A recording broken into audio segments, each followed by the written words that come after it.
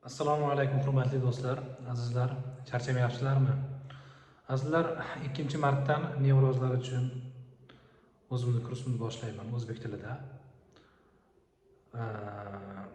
Agar kursda ishtirok etmoqchi bo'lsangiz, ushbu video ostiga nomerlarni qo'yaman. Bu kurs taxminan 40-50 kuncha davom etadi. Bemor bilan 11 ta dars bo'ladi. Men bemor bilan bir necha bemorni gruppaga to'plab keyin ishlamayman. Bemorni o'zi bilan individual ishlayman.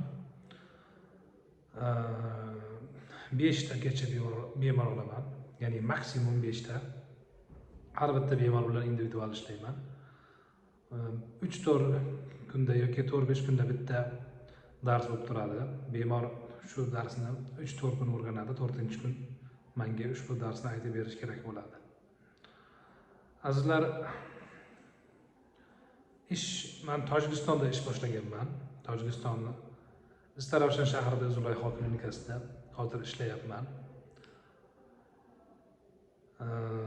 Konsultatsiya shu kursdan oldin bir marotaba albatta bemor bilan gaplashib, qog'ozlarini ko'rib, analizlarini ko'rib, undan keyin ushbu insonga kurs mumkinmi yoki yo'qmi buni aniqlaymiz. Nevrozning o'tkir turlari bo'lsa, ushbu kurs kerak emas. Avval bemor ozgina o'ziga kelib olishi kerak. Shu kursni o'rganish uchun, tavsiyalarga amal qilish uchun, mashqlarni o'z vaqtida bajarish uchun bemor tayyor bo'lishi kerak. Keyin misol